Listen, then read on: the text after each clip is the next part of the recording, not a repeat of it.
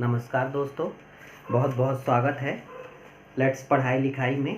जैसा कि हम लोग मध्य प्रदेश प्राथमिक शिक्षक पात्रता परीक्षा में अपने जो सिलेबस को देख रहे थे, शिक्षा शास्त्र के जो चाइल्ड डेवलपमेंट पीडागोजी में जो हमारा बाल विकास एवं शिक्षा शास्त्र में जो हम अपने वीडियोस देख रहे थे, तो यहाँ पे हमारा जो अगला टॉपिक है बालकों का मानसिक स्वास्थ्य एवं व्यवहार संबंधी समस्याएं। तो यहाँ पे हम देखेंगे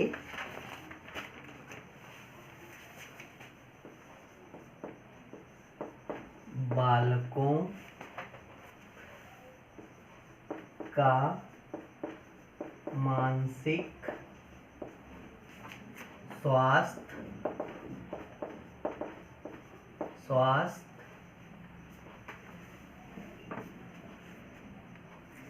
एवं व्यवहार संबंधी समस्याएं। और इसको अगर हम इसमें देखते हैं तो child mental health and behavioural related problem. अब यहाँ पे मैं कुछ चीज़ें बताना चाहूँगा कि जो कोई भी हमारे मानसिक स्वास्थ्य में जो है, जो भी कुछ समस्याएं होती हैं मानसिक स्वास्थ्य को लेकर, मेंटल हेल्थ को लेकर, वो हमें कभी बाहर से नहीं दिखती है। कभी ऐसा भी होता है कि हमें जो है तो बाहर से वो कोई बच्चा है शांत चुपचाप बैठा हुआ है या कहीं पे वो जो है तो शांति से बैठा हुआ है, तो हम उसे देख के ये कह दें कि ये मानसिक रूप से स्वस्थ नहीं है। और ऐसा भी नहीं हो सकता है कि वो उसका आईक्यू कम हो, आईक्यू लेवल कम हो, या कोई ऐसा हो उसका आईक्यू देखकर हम उसे ये देख सके कि वो जो है मानसिक रूप से स्वस्थ है कि नहीं है। हमें जो है तो इसमें कोई भी कुछ कॉमन चाइल्ड मेंटल डिसेबिलिटीज़ होती हैं जो धीरे धीरे उसके व्यवहार को देखकर पता लगाया जा सकता है। और बहुत ही अगर हम परीक्षा के दृष्टिकोण से देखें, एग्ज़ाम पॉइंट ऑफ व्यू से देखें, तो ये बहुत ही इम्पॉर्टेंट है। इसमें कुछ टर्मिनोलॉजी है जो कि हमें उसे इंग्लिश से ही लिखना होगा, उस पर उसे हम इंग्लिश से ही याद कर सकते हैं और हिंदी से भी उसको लिख लेंगे। यहाँ पे कुछ बहुत ही कॉमन टर्मिनोलॉजी है, मैं उनको लिखता हूँ। तो यहाँ पे हम देखेंगे अपना कैसे जो है तो लर्निंग से रिलेटेड को जो है हमारी लर्निंग से रिलेटेड चाइल्ड मेंटल हेल्थ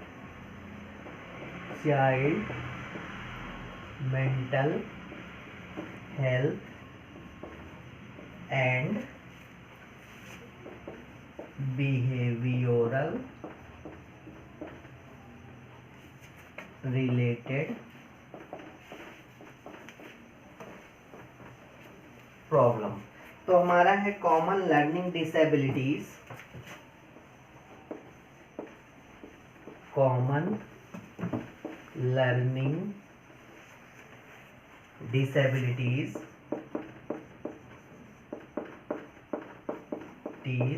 इन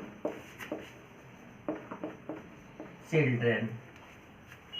तो सामान्य अधिगम अक्षमताएं, सामान्य अधिगम अक्षमताएं, ठीक है। ये मानसिक स्वास्थ्य, ठीक है, मानसिक स्वास्थ्य और ये सामान्य अधिगम क्षमताएं। तो इसमें कुछ बीमारियां हैं, उनको आप लोग नोट डाउन कर लीजिएगा। डिसलेक्सिया, इनको हम फिर लिखेंगे। सेकंड है डिसग्राफिया। थर्ड है डिसकैलकुलिया। फिर फोर्थ है डिस्टोपिया। फिर है फिफ्थ है डिसमॉर्फिया। फिर सिक्स है अफेजिया। सेवन है डिस्प्रेजिया। फिर ADHD और लास्ट है ऑटिज्म स्पेक्ट्रम डिसऑर्डर।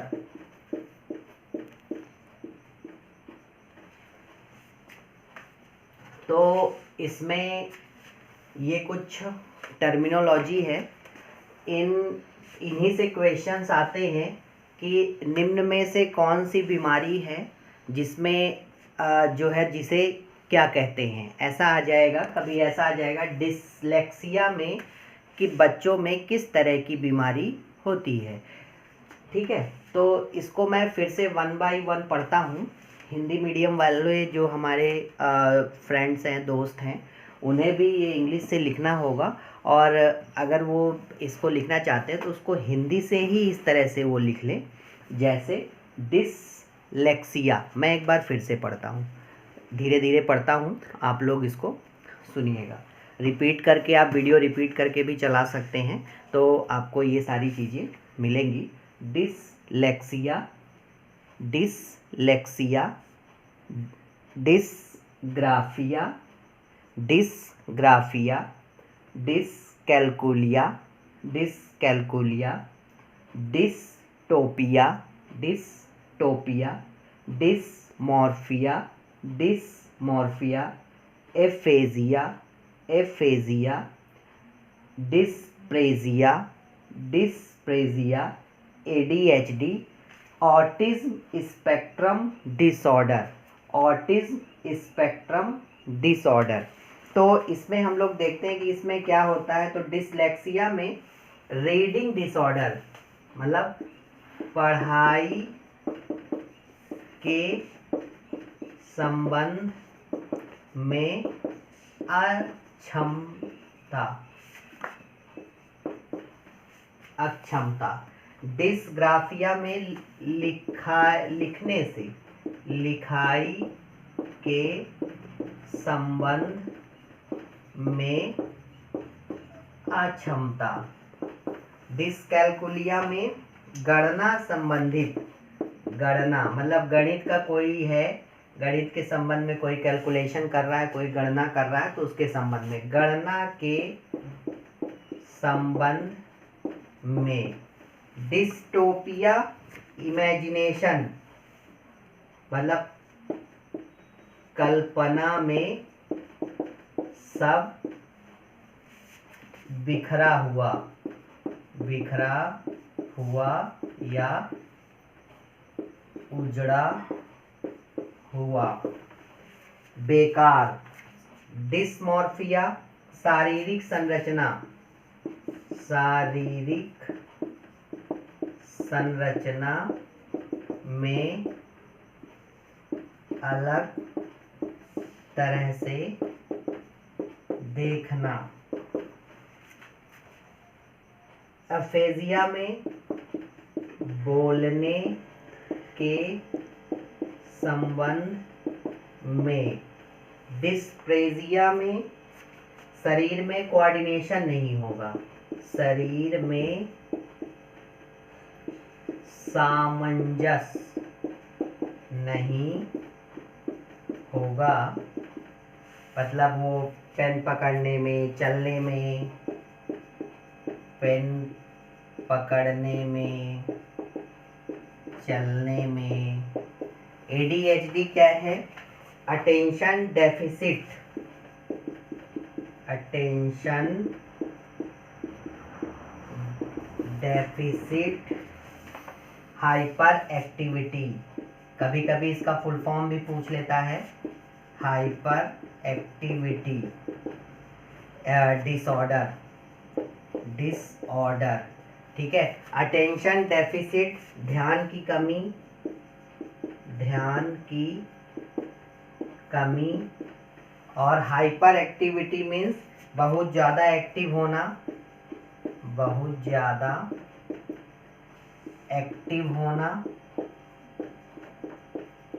ठीक है। और ऑटिज्म स्पेक्ट्रम डिसऑर्डर क्या है, बहुत सारी मानसिक बीमारी बच्चों में। तो फ्रेंड्स, इसमें आप लोग इसको लिख सकते हैं, और ये इसी तरह से आएगा कि पढ़ाई के संबंध में जो अक्षमताएं होती हैं बच्चों में, तो वो उसे क्या कहते हैं, तो डिसलेक्सिया। इसे हमें कुछ याद भी करना पड़ेगा, बार बार आप वीडियो चलाकर देखेंगे, बार बार आप जब 4 से 10 बार वीडियो को आप देखेंगे और सुनेंगे तो ये आपके परमानेंट मेमोरी में आ जाएगा। तो डिसलेक्सिया पढ़ाई के संबंध में, डिसग्राफिया, अब देखिए ये सब क्या है, अक्षमताएं ही हैं, मतलब डिसेबिलिटीज़ ही हैं। डिसेबिलिटीज़ मीन्स अक्षमताएं। तो अक्षमताएं जो हैं वो बस आपको ऐसे याद रखना है कि डिसलेक्सिया पढ़ाई के संबंध में, डिसग्राफिया लिखाई के संबंध में, डिसकैलकुलिया गणना के संबंध में, डिस्टोपिया कल्पना के संबंध में, डिस्मॉर्फिया शारीरिक संरचना के संबंध में, अफेजिया बोलने के संबंध में, डिसप्रेजिया शरीर के सामंजस्य के संबंध में। ADHD का फुल फॉर्म पूछ लेता है, attention deficit hyper activity disorder. इसमें ये जो डिसऑर्डर है, ये जो कमी है बच्चों में, उसमें बच्चों में ध्यान की कमी होगी, और वो कुछ ज़्यादा ही अपनी उम्र से कुछ ज़्यादा ही एक्टिव होगा। मान लीजिए कि 2 साल का बच्चा है और एक्टिव है तो ठीक है, लेकिन और जैसे जैसे उम्र बढ़ती है तो उसमें अपनी उम्र से ज़्यादा भी एक्टिव नहीं रहना चाहिए, ठीक है। ऑटिज्म स्पेक्ट्रम डिसऑर्डर क्या है, जब बहुत सारी मानसिक बीमारियां होंगी तो उनको सबको मिलाकर हम क्या कह देंगे, ऑटिज्म स्पेक्ट्रम डिसऑर्डर। तो ये हमारे कुछ इसमें हो गए, इसको आप लोग नोट डाउन कर लीजिएगा, और ये इसी तरह से इनको आप याद कर सकते हैं।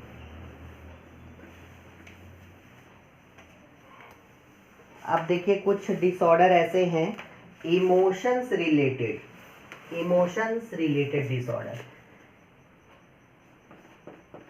डिसऑर्डर रिलेटेड टू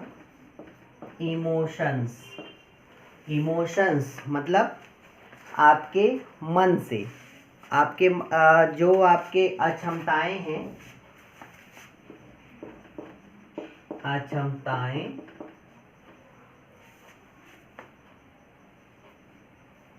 मन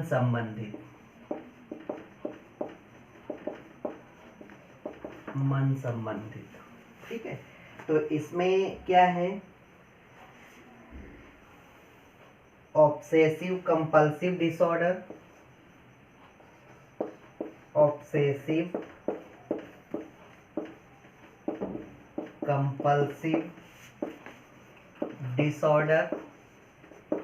ठीक है, इसको हम लोग लिखेंगे। अब ये बीमारियां हैं तो इनका इसी तरह से आप लोग इंग्लिश में ही लिखेंगे और देखेंगे।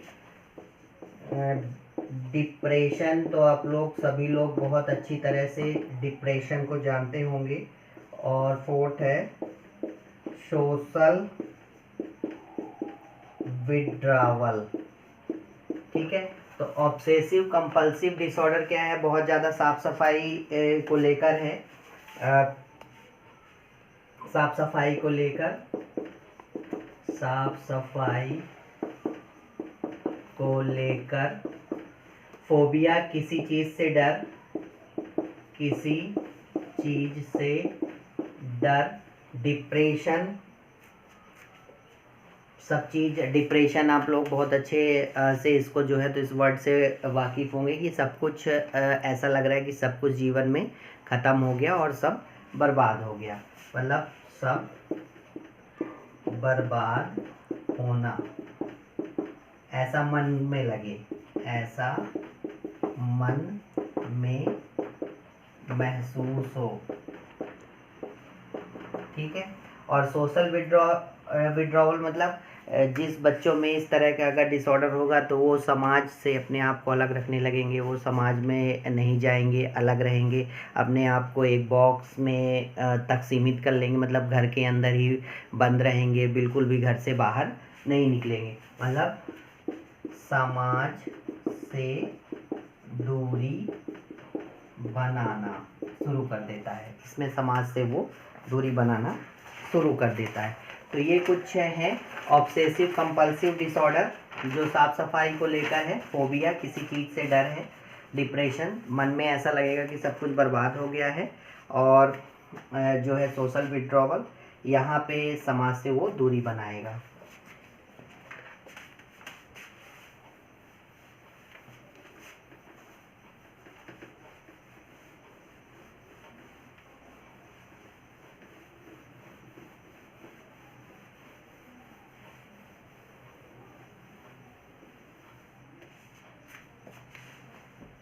अब यहाँ पे जो है anxiety disorder in children. Anxiety मतलब चिंता,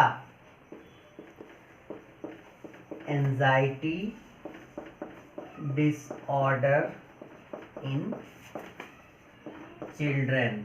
देखिए बहुत सारे हम लोग ऐसे समाज जीवन में और अपने आसपास भी हम लोग ऐसे बहुत सारी चीज़ें ये देखते हैं, तो हम लोग देखेंगे कि कैसे कैसे हमारे इधर ऐसे उदाहरण भी मिलेंगे। एंजाइटी मतलब चिंता से संबंधित है। ठीक है। तो ये हाइपर एक्टिविटी है होगी, हाइपर एक्टिव, एग्रेसिव,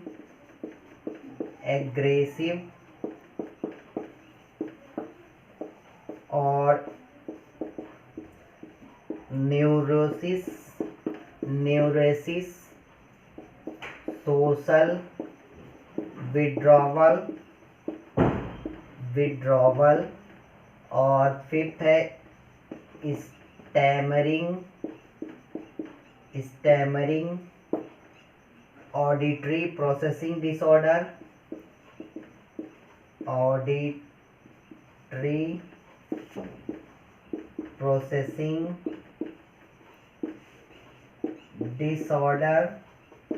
और विजुअल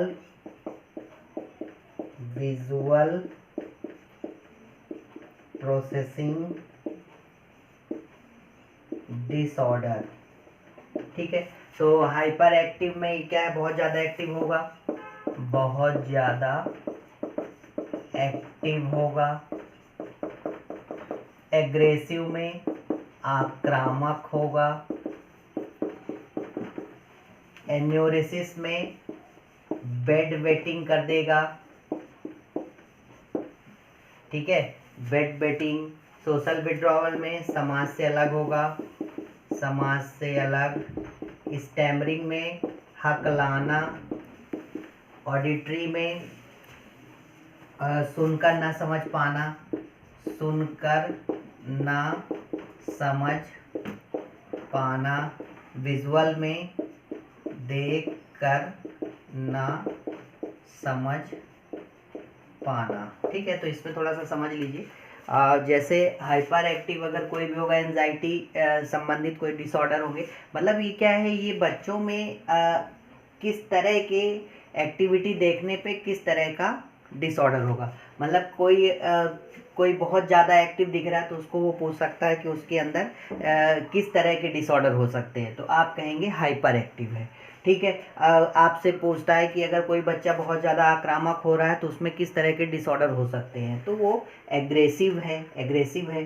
फिर जैसे कहते हैं बेड वेटिंग।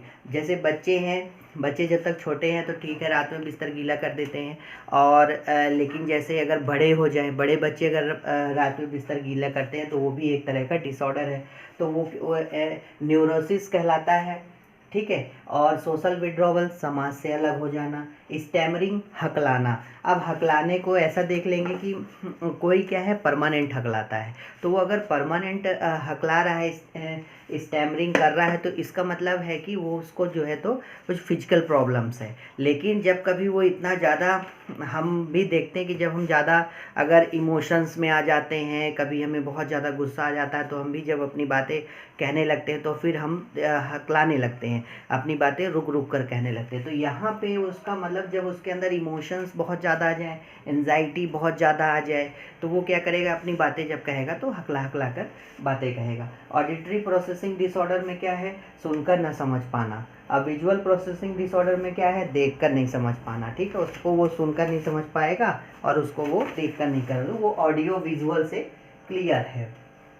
तो यहाँ पे हमारा ये हो गया। अब हम लोग एक बहुत ही इम्पोर्टेंट टॉपिक करने वाले हैं।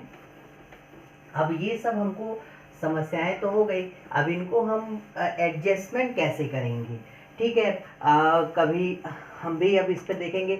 बच्चे भी आपको ऐसे मिलेंगे जिनमें बहुत तरह के डिसऑर्डर्स होंगे, बहुत तरह के उन्हें डिसेबिलिटीज़ डिसऑर्डर होंगी, इमोशंस मेंटली जो डिसऑर्डर होंगे, तो उनका एडजस्टमेंट कैसा होगा। ठीक है, अब ये बहुत ही इम्पोर्टेंट टॉपिक है, क्वेश्चंस भी आता है और बच्चों के लिए भी इम्पोर्टेंट है, हम लोगों के लिए भी इम्पोर्टेंट है। अब हम लोग थोड़ा सा देखेंगे कि हम इसमें कहाँ पे आते हैं, क्योंकि कहीं ना कहीं हमारी भी चीज़ें इसमें आ जाएंगी। ठीक है, तो एडजस्टमेंट मीन्स होता है समायोजन। समायोजन, तो समायोजन करेंगे क्या, मतलब समायोजन का मतलब क्या होता है, यहाँ पे थोड़ा सा मैं आप लोगों को बताना चाहूँगा। एडजस्टमेंट में मतलब नहीं कहते कि एडजस्ट कर लो, एडजस्ट कर लो, कोई भी चीज़ें हुई तो एडजस्ट कर लो। किसी चीज़ के घर पे गए, घर पे कोई चीज़ मान लीजिए खाना नहीं है तो बोले ठीक है बेटा एडजस्ट कर लो। इस तरह से घर में हमको फैमिली में भी बहुत सारी चीज़ें सुनने को मिलती कि बेटा ऐसा नहीं है तो एडजस्ट कर लो। सोसाइटी में जाते हैं तो फिर वहाँ भी बोलते हैं कि ऐसा नहीं है तो एडजस्ट कर लो। इस तरह से मतलब हम अपने आप को, जो जो कोई भी हम माहौल में रह रहे हैं, जिस किसी भी वातावरण में रह रहे हैं, उस वातावरण में क्या हम अपने आप को एडजस्ट कर पा रहे हैं, क्या हम समायोजित कर पा रहे हैं अपने आप को। सपोज़ मेरी शुभकामनाएं हैं कि आपकी जैसे ही आप परीक्षा देंगे, आपके बहुत अच्छे नंबर आएंगे और आप जो है तो सेलेक्ट हो जाएंगे, और जब आपका चयन हो जाएगा तो किसी न किसी स्कूल में जाएंगे। उस स्कूल में का जो माहौल होगा, उस माहौल में एक शिक्षक अपने आप को कैसे एडजस्ट करता है, एक शिक्षक अपने आप को कैसे एडजस्ट करेगा, फिर बच्चे भी शिक्षक को कैसे एडजस्ट करेंगे, और जो बच्चे हैं उन्हें हम कैसे एडजस्ट करेंगे। मतलब समायोजन की जो प्रक्रिया है, जो ये प्रोसेस है एडजस्ट करने की, वो दोनों तरफ से होगी। जैसे अभी मतलब एक नई बहू है, अब वो किसी घर पे जा रही है, तो वहाँ पे जो वो परिवार है, वो परिवार अपनी बहू को किस तरह से एडजस्ट करता है, बहू भी जो एक नए परिवार में जा रही हैं तो वहाँ पे वो कैसे एडजस्ट करती हैं। तो यहाँ पे बेसिकली क्या होता है कि हम कुछ अपने इमोशंस, कुछ थॉट्स, कुछ लर्निंग लेके जाते हैं, और वहाँ का कुछ एक माहौल होता है। उस माहौल में हमारी एजुकेशंस, हमारी लर्निंग, हमारे थॉट्स जो है उसे हम जो है वहाँ पे एडजस्ट करते हैं। हो सकता है हम वहाँ पे एडजस्ट कर लें, हो सकता है हम वहाँ पे एडजस्ट ना कर पाएँ। जब हम एडजस्ट कर लेंगे तब तो किसी तरह की कोई प्रॉब्लम नहीं होगी, और अगर जब हम वहाँ पे एडजस्ट नहीं कर पाएंगे, जब हम वहाँ पे समायोजित नहीं कर पाएंगे, तो फिर हमें बहुत सारे डिसऑर्डर्स होने लगेंगे। अब डिसऑर्डर होने में मतलब बीमारियाँ नहीं हो जाएंगी, मतलब हमें हमारे मन में कुछ मेंटल्स जो है प्रॉब्लम्स चालू होंगी। ठीक है, तो ये हमारा है। अब इसमें जो है इसमें कुछ डिफिनीशंस है। स्मिथ ने कहा है कि अच्छा समायोजन वही है जो यथार्थ पर आधारित हो और संतोषजनक होना चाहिए, संतोष देने वाला। स्मिथ ने कहा, क्या कहा है स्मिथ ने, एक हमारे साइकोलॉजिस्ट हैं, कि अच्छा समायोजन वही है जो यथार्थ पर आधारित हो और संतोष प्रदान करने वाला हो।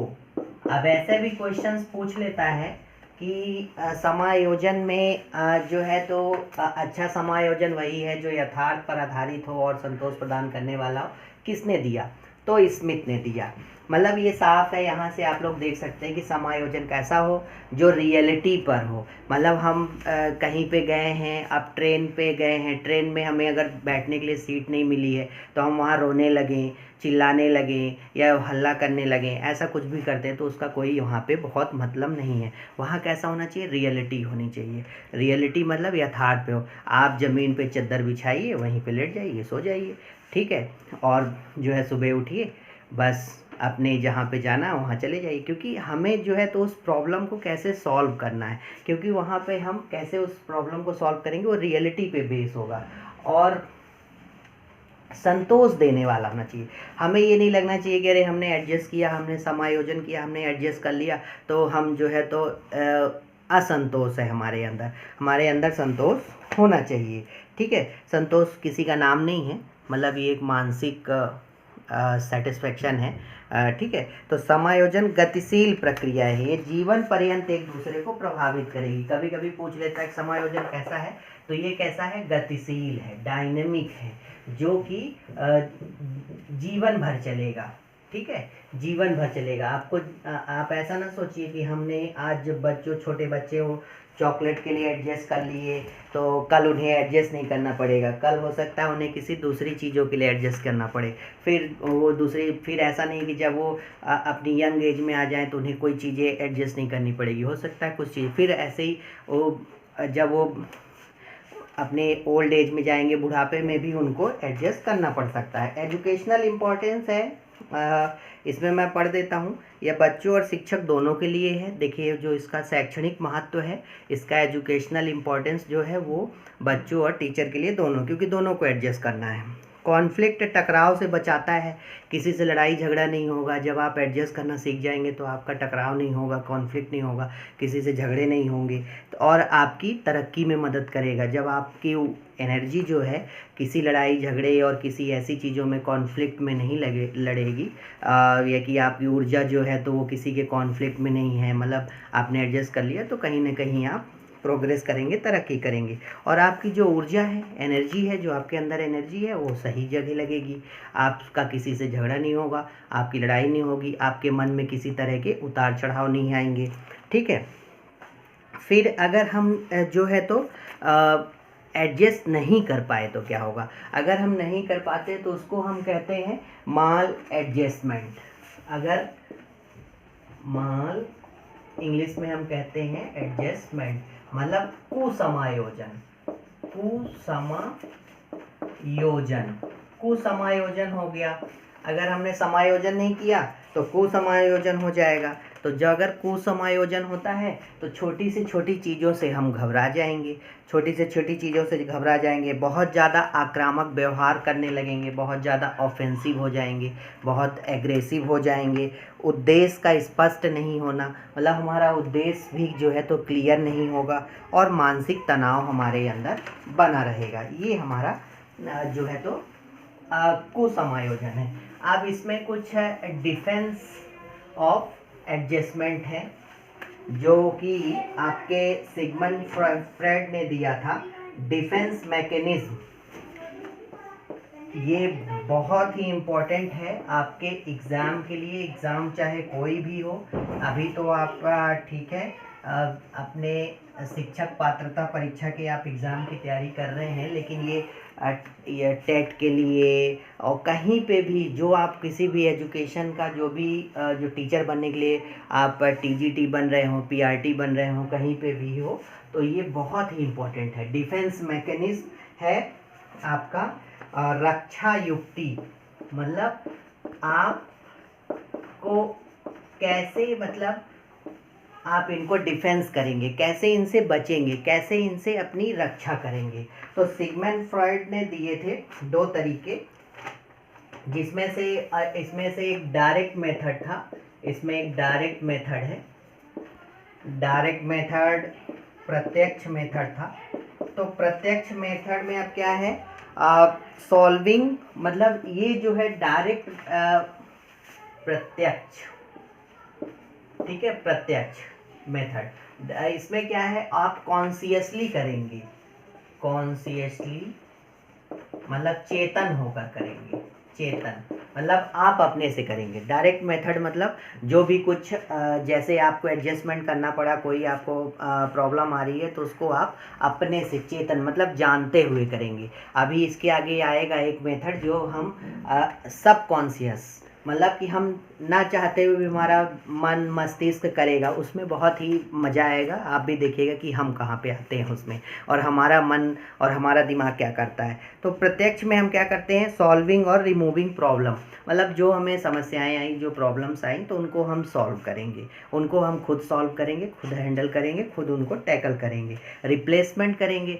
रिप्लेसमेंट करने का मतलब कि हम जो है तो कोई भी चीज़ें हैं तो वहाँ से जैसे हट जाएंगे, कहीं पे कोई झगड़ा हो रहा है, कोई कॉन्फ्लिक्ट हो रहा है तो वहाँ से दूर चले जाएंगे, वहाँ पे नहीं रहेंगे, मतलब कुछ ना कुछ हम उसका रिप्लेसमेंट ढूंढ लेंगे, ठीक है। फिर आपका जो है तो choice of decision, making proper choice of decision, आप एक सही डिसीजन लेंगे, एक सही डिसीजन लेंगे। आप अगर कोई आपने प्लान बनाया है तो प्लान भी चेंज करेंगे, कोई आपने योजना बनाई है तो उसको जैसे ही अगर कोई प्रॉब्लम आती है उसे आप चेंज कर देंगे। अब जो है लास्ट एक हमारा टॉपिक है, बस अब छोटा सा ही है, वो बहुत ही इम्पोर्टेंट है, बहुत ही इम्पोर्टेंट है, रक्षा युक्ति। इसमें एक इनडायरेक्ट मेथड है। इनडायरेक्ट मेथड जो है वो हमारा दिमाग करता है, वो हमारा मन करता है, वो हमारा सबकॉन्शियस माइंड करता है। डायरेक्ट मेथड जो थे उनको हम खुद कर रहे थे, कोई प्रॉब्लम आ रही थी हम अपने से सॉल्व कर रहे थे। यहाँ पे हमारा अब आप देखिएगा कि आप कहाँ पे आते हैं। कभी भी जब आपको कोई प्रॉब्लम आती है तो उसको आप कैसे सॉल्व करते हैं, आपका मन मस्तिष्क कैसे उसे सॉल्व करता है, इनडायरेक्ट मेथड, ठीक है। ये दिया किसने, सिगमंड फ्रॉइड, FRED फ्रॉइड 1886 में, 1896 में सिगमंड फ्रॉइड। ये भी पूछ लेता है, डिफेंस मैकेनिज्म, रक्षा युक्ति का इनडायरेक्ट मेथड किसने दिया है, तो सिगमंड फ्रॉइड ने दिया है। कब दिया है, 1896 में दिया है। तो इनडायरेक्ट मेथड में पहले लिखूंगा, ये इनडायरेक्ट मेथड भी आएगा, सब कॉन्शियस माइंड करता है, सब कॉन्शियस माइंड करता है, सब कॉन्शियस माइंड करता है, मतलब आप ना चाहते हुए भी इस तरह के काम हो जाएंगे। अब आप देखिएगा कि आपका मस्तिष्क, आपका दिमाग कैसे करता है किसी भी प्रॉब्लम। तो हम लोग 1 बाय 1 देखेंगे। पहला है रैशनलाइजेशन,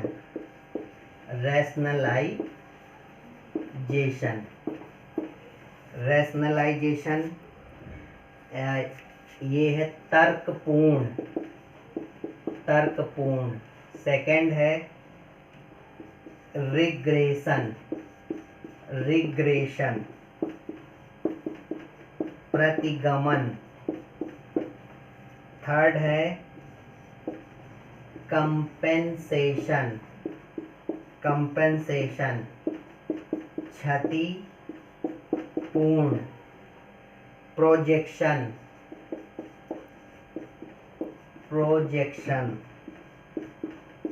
प्रक्षेपण।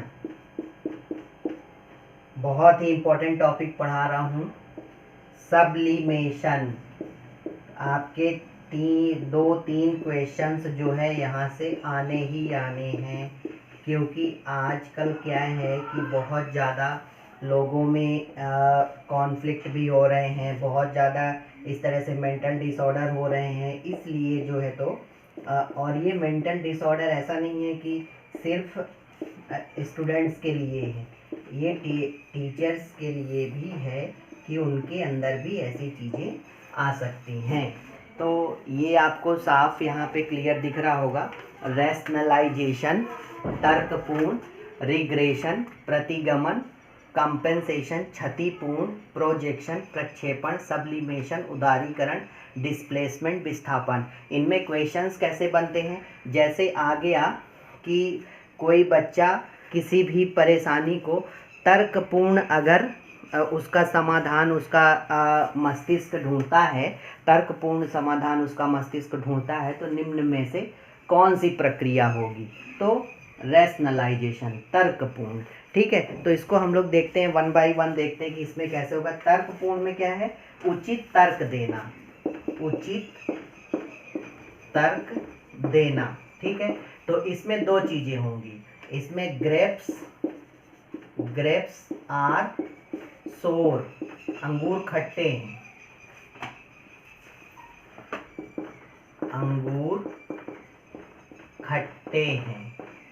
और सेकंड है लेमन आर स्वीट, नींबू मीठे हैं।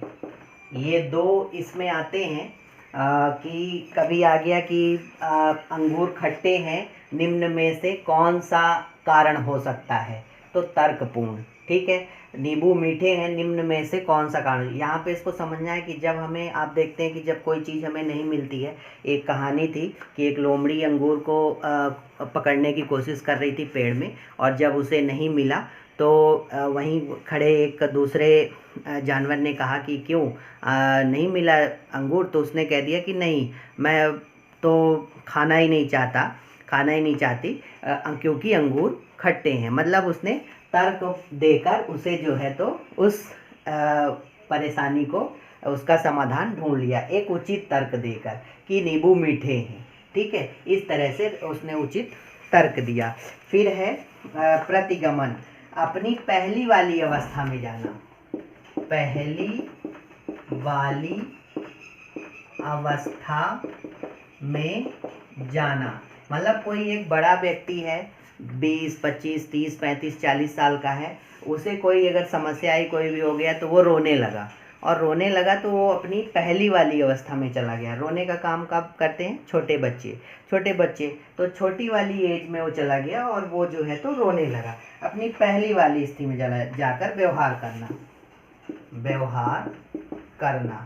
कंपनसेशन मीन्स कि किसी दूसरी चीज से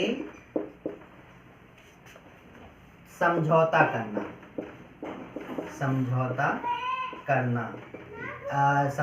करके खुश होना। मतलब अगर आपका आईएएस में सिलेक्शन नहीं हुआ तो आप आईएएस के प्यून बन गए तो खुश हैं उससे, या आप आईएएस में सिलेक्शन नहीं हुआ तो कोई बिजनेस करने लगे तो वहाँ पे जो है तो आप सेटिस्फाई हो गए कि चलिए हमको ये नहीं मिला तो हम ये करके खुश हैं, कंपनसेट कर दिया। प्रोजेक्शन करना मीन्स किसी और पर दोष देना, अब आप लोग देखिए आपका दिमाग क्या करता है, किसी और पर दोष देना। अपनी असफलता को प्रोजेक्शन में जैसे आता है कि कोई बच्चा है वो अपनी असफलता का किसी और पे दोष देता है, निम्न में से कौन सा होगा, तो प्रोजेक्शन, प्रक्षेपण।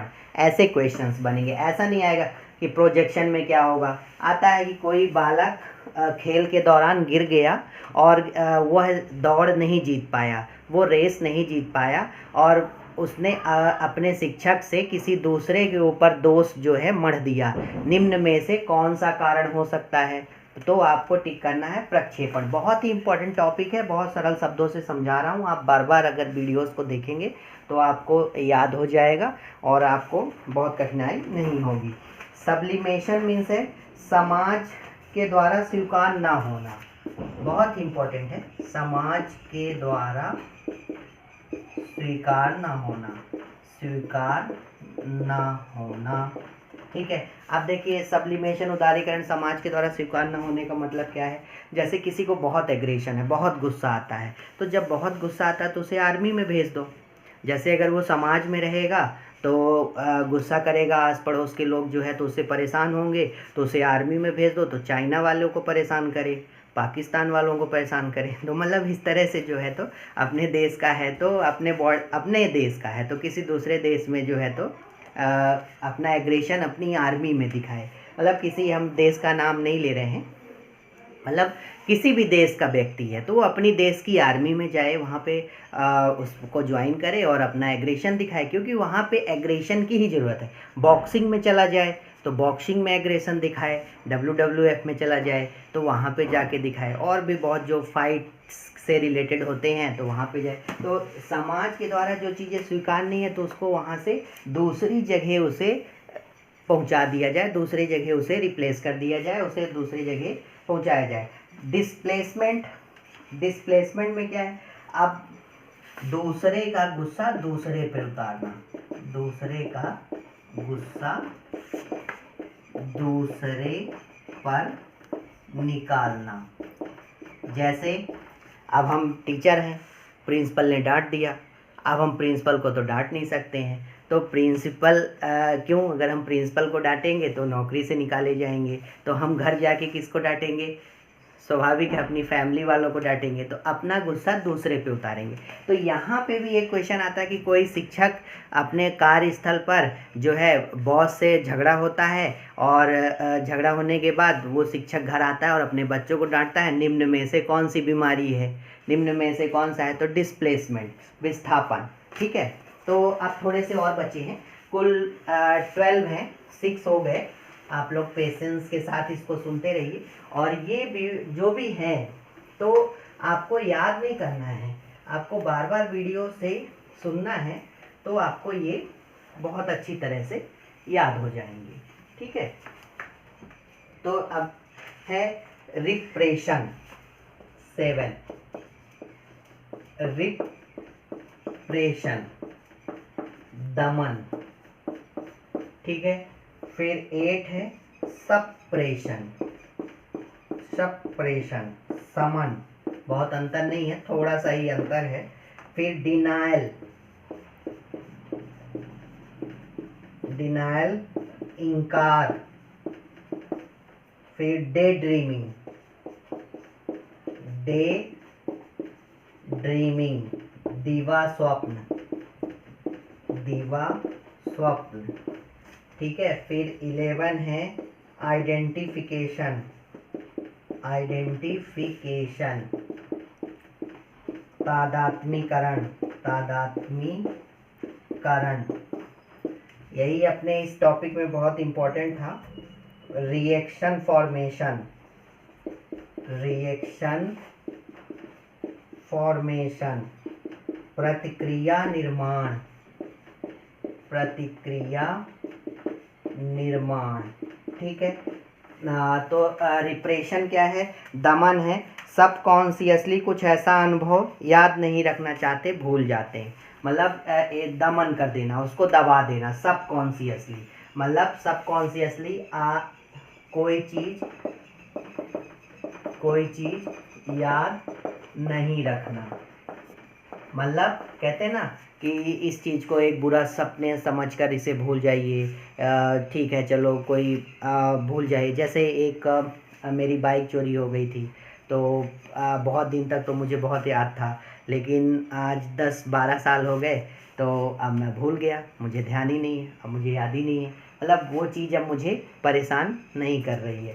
तो कोई भी चीज़ को याद नहीं रखना। सप्रेशन में कॉन्शियसली एफर्ट लगाना उसको दबाने का, यहाँ तो धीरे धीरे वो चीज़ें अपने आप भूल जाएंगी और आपको याद भी नहीं रहेंगी।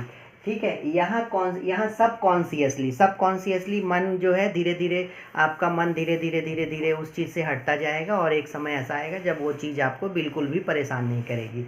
यहाँ क्या है, कॉन्शियसली उसी समय आपको समन करना है, मतलब आपको उसे भूलना ही है, मतलब भूलने की कोशिश करनी है, भूलने की कोशिश करनी है, कोशिश। ठीक है, कोशिश। और यहाँ सबकॉन्शियसली होगा, सबकॉन्शियसली। ठीक है, अचेतन, अचेतन। ठीक है, और यहाँ पर कॉन्शियसली, चेतन। ठीक है, मतलब आपको भूलने की कोशिश करनी है। डेनियल नाम से ही क्लियर है कि किसी भी चीज़ को अस्वीकार करना, कि किसी चीज को अस्वीकार करना। कोई भी प्रॉब्लम आई, कुछ भी है, आपने जो है उसका इनकार कर दिया, कुछ भी आपने जो है तो उसे इनकार कर दिया। और डे ड्रीमिंग, ये कल्पना में खोए रहना, कल्पना में खोए रहना, ठीक है। आइडेंटिफिकेशन, तादात्मीकरण, किसी को अपना रोल मॉडल मान लेना। बच्चे अगर टीचर को अपना रोल मॉडल मान लेते तो समझ में आता है। पर जैसे कोई एक फिल्म मैं देख रहा था, देखा नहीं था, पर एक समय ऐसा आया था जब बच्चे जो है यंग एज के बच्चे जो है उसी तरह का बाल कटाकर बाज़ार में या समाज में घूम रहे थे। वो तेरे नाम में जो था, तो वहाँ पे तेरे नाम स्टाइल में बाल कटा के और उसी तरह से बाल बना के घूमा करते थे।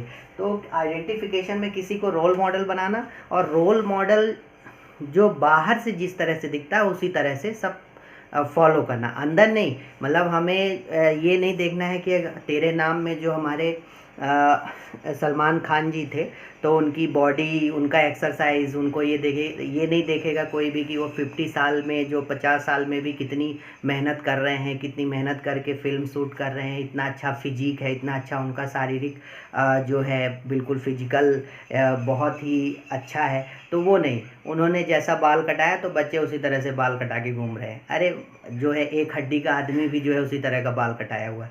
यहाँ पे तो लोग बुलेट में चलेंगे और एक हड्डी के हैं और लिखाएंगे महाकाल, ठीक है। तो आइडेंटिफिकेशन है, मतलब रोल मॉडल बनाना और उसी तरह से बनना, रोल मॉडल उसी तरह बनना, बाहरी रूप से बनना, बाहरी रूप से, ठीक है। रिएक्शन फॉर्मेशन, जो है जैसा हम सोचते हैं वैसा नहीं होता है, जैसा सोचो वैसा ना होना। तो ये कुछ हमारे जो है यहाँ पे डिफेंस मैकेनिज्म है, रक्षा युक्तियाँ हैं, जिनके कारण हम, आप भी देखे होंगे कि बहुत सारी समस्याएं आपको आती है, तो आपका मस्तिष्क, आपका दिमाग जो है कुछ ना कुछ इस तरीके, इन्हीं में से कोई चीज़ें करता होगा। जैसे चाहे रैशनलाइजेशन करता हो, कुछ लोग बहुत जल्दी कह देते हो अरे नहीं नहीं नहीं नहीं, मुझे तो नौकरी करनी ही नहीं थी। अरे मिली ही नहीं तो पहले आप ये कहिए कि मुझे मिली थी, ये देखिए मेरी ज्वाइन लेटर, मेरा ज्वाइन लेटर देखिए, मैंने नौकरी नहीं की। लोग पहले ही कह देते कि मुझे तो करनी ही नहीं थी, मिलेगी तब ना करेंगे। मिलने के लिए ही तो हम लोग इतनी मेहनत कर रहे हैं। आप देखिए 12 लाख लोगों ने फॉर्म भरा है, मिलेगी तो 5 लाख लोगों को ही, 5,000 लोगों को, सॉरी। तो रैशनलाइजेशन, रिग्रेशन, प्रतिगमन, अपनी पहली वाली अवस्था में जाकर जो है तो उस तरह का व्यवहार करना। कंपनसेशन, जो नहीं मिला तो किसी दूसरे चीज़ से हमने उसको कंपनसेट कर दिया और अपने जीवन में खुश है कि हम आईएएस नहीं बन पाए तो हम बिजनेस कर रहे हैं और बिजनेस करके हम जो है तो खुश हैं। प्रोजेक्शन, किसी दूसरे पे हम दोष मढ़ दिए, जो अपनी असफलता का दूसरे पे दोष मढ़ दिए। सब्लिमेशन, जो चीज़ समाज एक्सेप्ट नहीं कर रही है तो हम वही करे जा रहे हैं, तो हमको अगर वही करना है तो वहाँ से हम दूर चले जाएं। जैसे कभी कभी हम बहुत मॉडर्न बनने लगते हैं और एक छोटे से शहर में रहते हैं तो वहाँ पे उतना वो नहीं है, तो आप ऐसे शहरों में चले जाइए जहाँ पे मॉडर्नाइजेशन बहुत ज़्यादा हो, मतलब वहाँ से आप दूसरी जगह चले जाइए। एनर्जी बहुत ज़्यादा है, बहुत गुस्सा है, बहुत एग्रेशन है, तो आप आर्मी में चले जाइए, बॉक्सिंग में चले जाइए, ठीक है। तो ये है सब्लिमेशन। डिस्प्लेसमेंट, बॉस से झगड़ा हो गया, किसी बड़े अधिकारी से झगड़ा हो गया, गुस्सा हम जो है घर पे जाके उतार रहे हैं। रिप्रेशन में हम क्या है, सबकॉन्शियसली धीरे धीरे कोई भी चीज़ें, हमारे साथ कोई घटना होती है, हमें उससे बहुत दुख होता है, एक मेंटल हम डिस्टर्ब होते हैं, लेकिन धीरे धीरे चल के वो चीज़ें ठीक हो जाती सबकॉन्शियसली। फिर है सप्रेशन। सप्रेशन में हम कॉन्शियसली, मतलब हम कोशिश करते हैं उसको भूलने की। डिनायल, हम इनकार कर देंगे, कोई चीज़ें स्वीकार ही नहीं करेंगे। डे ड्रीमिंग, हम मतलब दिन भर कल्पनाओं में खोए रहेंगे। आप लोग बहुत देखते हैं ना कि वो कल्पनाओं में खोया हुआ है। फिर आइडेंटिफिकेशन, किसी को रोल मॉडल बना लेंगे और रोल मॉडल की आंतरिक चीज़ों को हम नहीं लेंगे, उनके मेंटल चीज़ों को नहीं लेंगे, आंतरिक चीज़ों को नहीं लेंगे। हम बाहर से जो है तो बाहर से जैसा वो दिखता है उसी तरह से हम बनने की कोशिश करेंगे। फिर रिएक्शन फॉर्मेशन है, जैसा हम सोच रहे हैं वैसा नहीं होगा। तो दोस्तों ये था हमारा आज का टॉपिक। हमने इसको बहुत ही सरल शब्दों से समझाया है और आप लोग इसको बार बार देखिएगा तो ये टर्मिनोलॉजी याद करने की ज़रूरत नहीं पड़ेगी, ये आपके परमानेंट मेमोरी में चली जाएगी। 2 से 3 बार आप लोग उसको देखोगे तो। और भी आपके बहुत सारे फ्रेंड्स होंगे जो इस तरह की प्रतियोगी परीक्षा की तैयारी कर रहे होंगे, जो अभी होने वाली मार्च अप्रैल में शिक्षक पात्रता परीक्षा जो मध्य प्रदेश की होने जा रही है। तो मैं चाहता हूँ कि आपका ज़्यादा से ज़्यादा सिलेक्शन हो, तो आप अपने दोस्तों तक वीडियोस पहुँचाइएगा। सब्सक्राइब करिए तो जैसे ही वीडियो अपलोड होंगे आप तक पहुँच जाएंगे, और आप इसको शेयर करिए, लाइक करिए। और कोई भी अगर इससे रिलेटेड कोई भी आपको प्रॉब्लम है, आप इनके क्वेश्चन सॉल्व करिए। क्वेश्चंस आपसे अगर नहीं आ रहे हैं तो आप यूट्यूब के कमेंट बॉक्स में जाकर कमेंट करिए, हम उसे अपने अगले वीडियोस में उसका सल्यूशन ज़रूर बताएंगे। Okay, thank you.